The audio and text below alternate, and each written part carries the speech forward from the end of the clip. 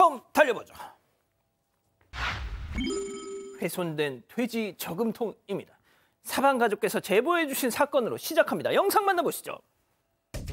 모자와 마스크로 중무장, 얼굴 꽁꽁거린 남성 입장. 물건은 그냥 지나치고 곧장 계산대로 가서요. 노란 돼지 저금통을 들더니 외투 아래로 쏙 집어넣고 가게를 나갑니다. 어허, 이거 뭐 하려고. 자, 잠시 후에 다시 가게로 들어오는 저 남성.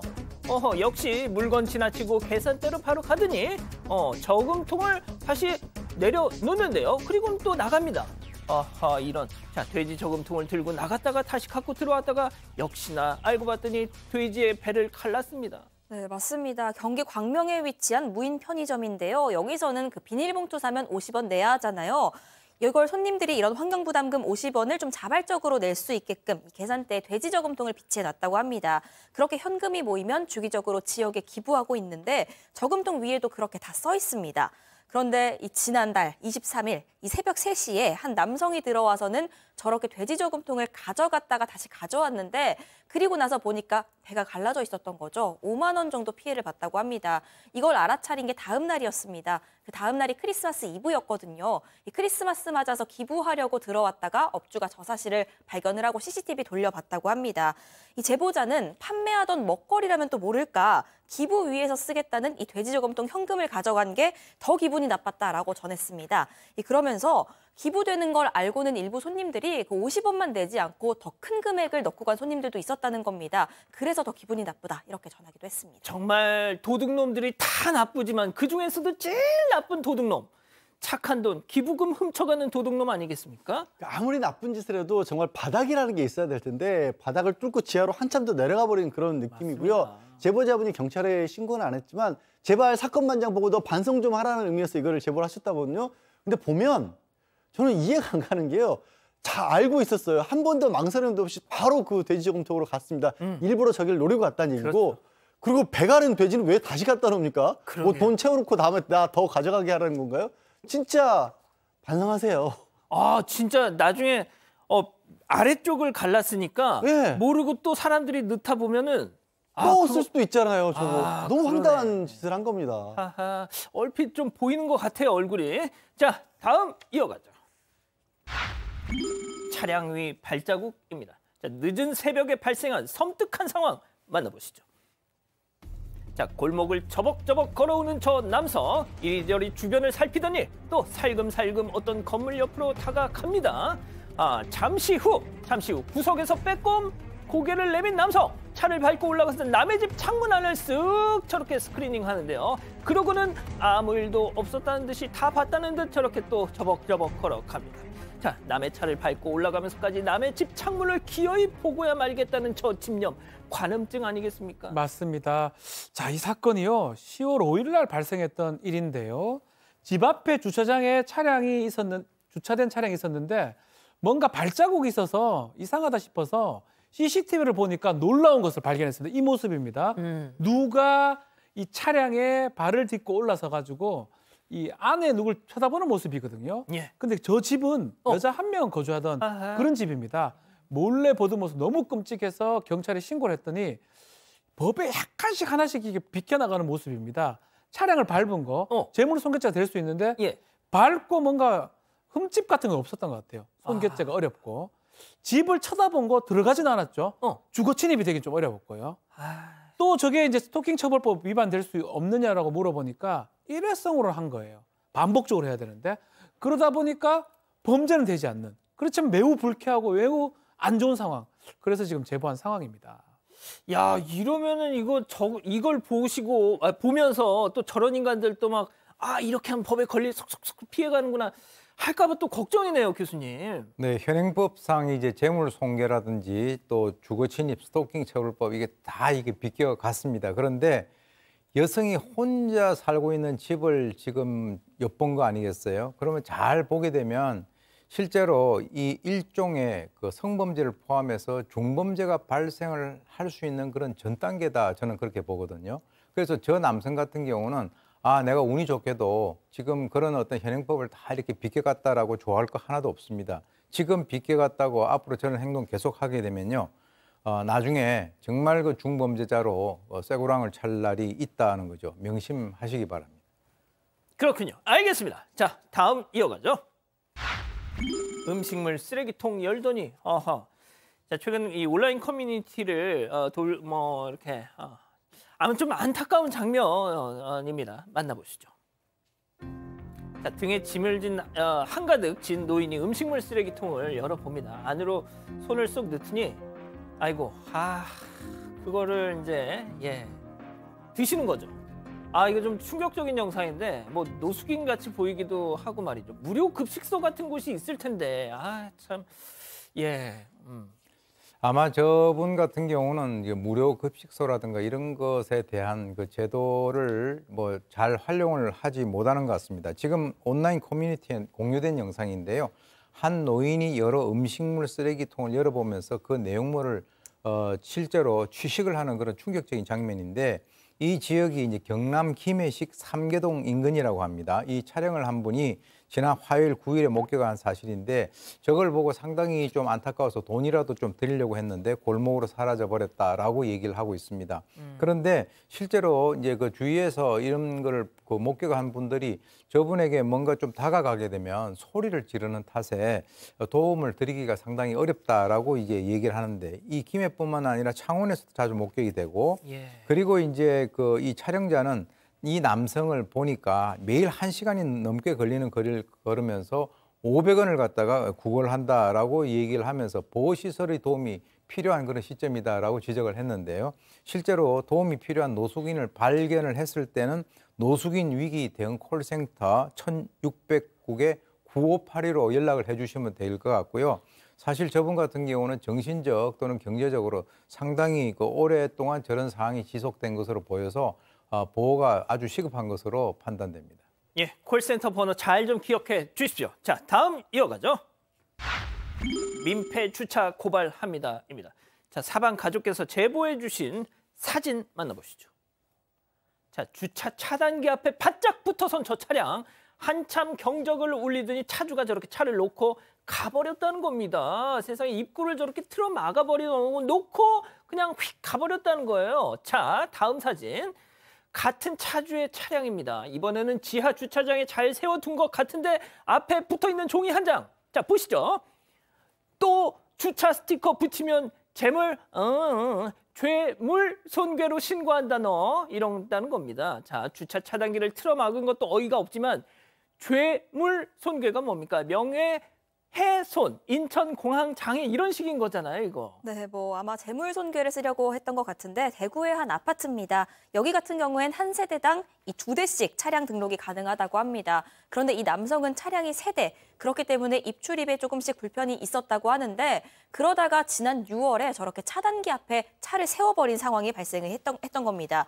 지속적으로 이 차단기가 안 열리니까 경적만 계속 울리더니 차를 놔두고 떠났던 거고요.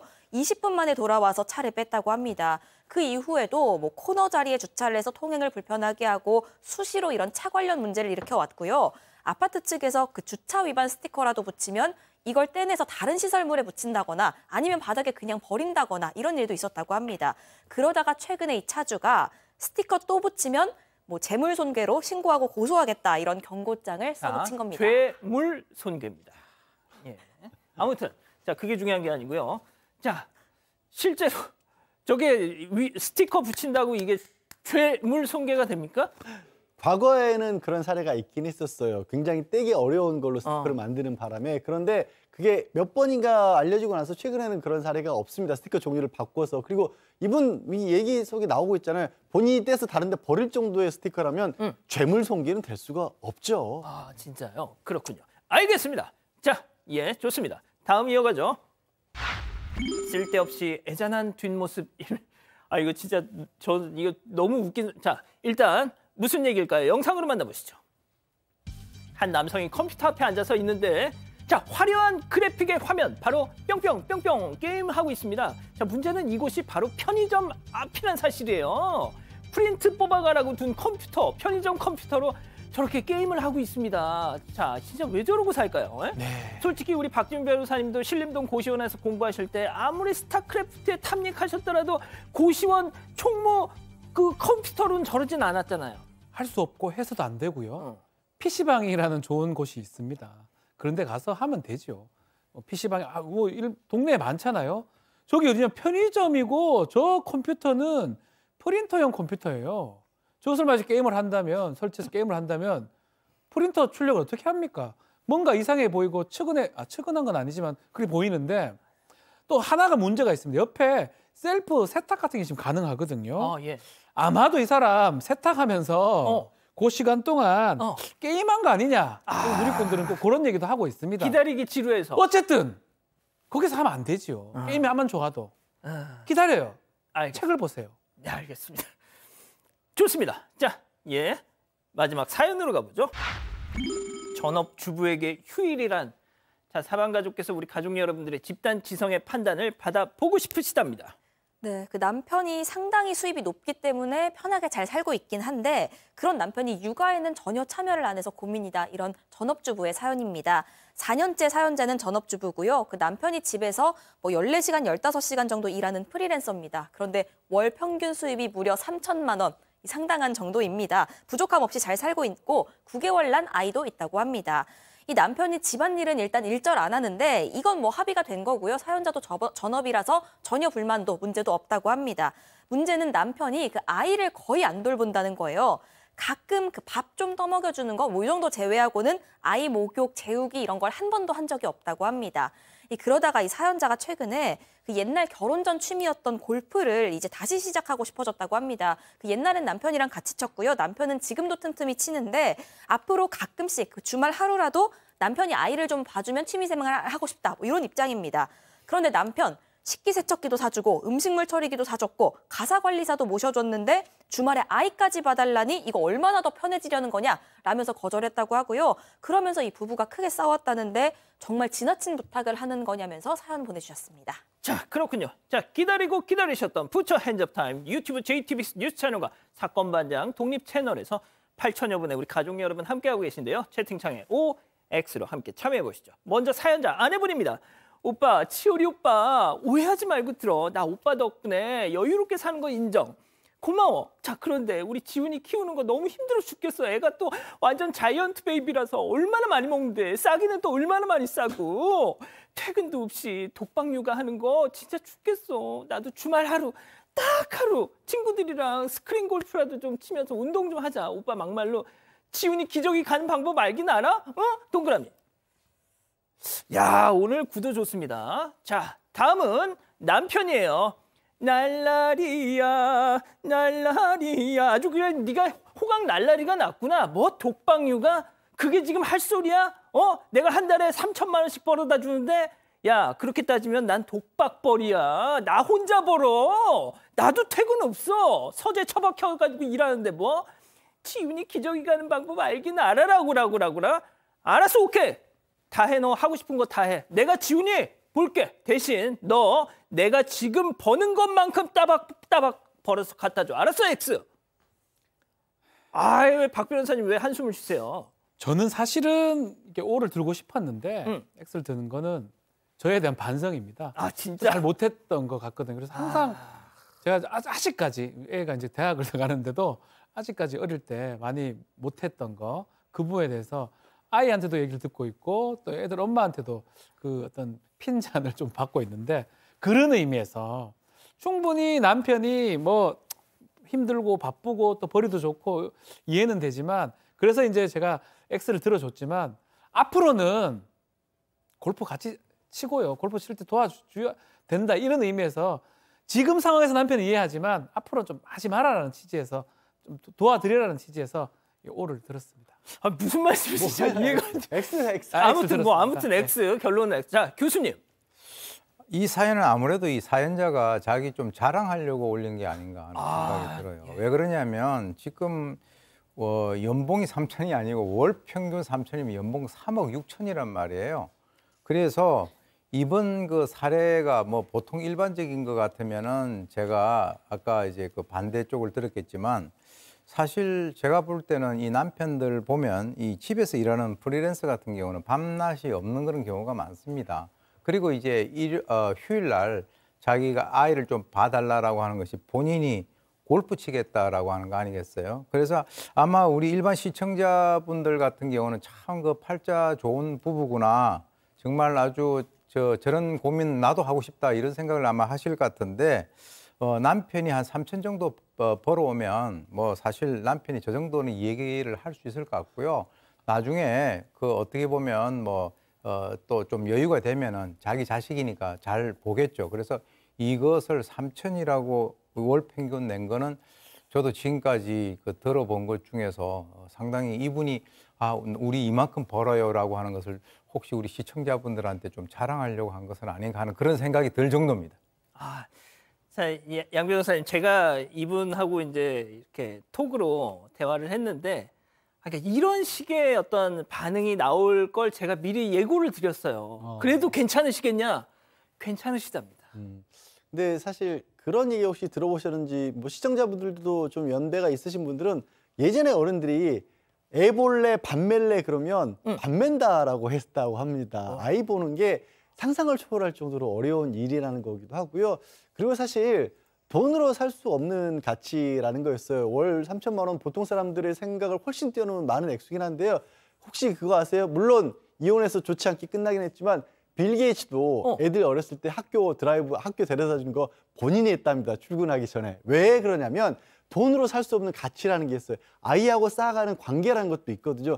그런 점을 아내만 생각하실 것도 아내도 생각해야 되지만 아이와의 관계에 있어서도 본인이 그렇게 힘든 일 아이가 그렇게 정말 그냥 잘하지 않는다는 걸 모르면요. 나중에는 아이하고 정도 안 생겨요. 그거는 돈으로 절대 못 사는 시간입니다. 본인을 위해서도 하세요. 일주일 하루 정도는. 그렇군요. 자, 본인 생각 더하기 우리 가족 여러분들 생각. 네, 이 월 3천이라는 게 머릿속에서 쉽게 지워지진 않는데 이게 얼마를 버는지를 좀 떠나서 이 남편이 어쨌든 아이 아빠가 육아에 일절 참여를 안 한다는 거는 아이를 위해서도 좀 좋지 않지 않나. 나중에 혹시나 비상 상황이 생길 수도 있잖아요.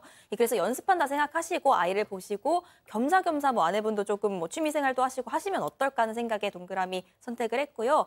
가족 여러분 의견도 전달해 드리겠습니다. 박태경님. 그 정도 벌면 그냥 참으시고 가끔 쉬고 싶으시면 육아도우미를 좀 써보세요 하셨고요. 가을님, 나 같으면 신랑 모시고 살겠다 하셨습니다. 하지만 현희님, 남의 애 키워달라는 것도 아니고 본인 애인데 그거 봐주는 게 그렇게 힘들까요 하셨고요. 담비맘님, 듣다 보니 자괴감이 드는 이유가 뭘까요 하셨습니다. 가족 여러분, 잊지 마시고 구독과 좋아요, 알림 설정 여기.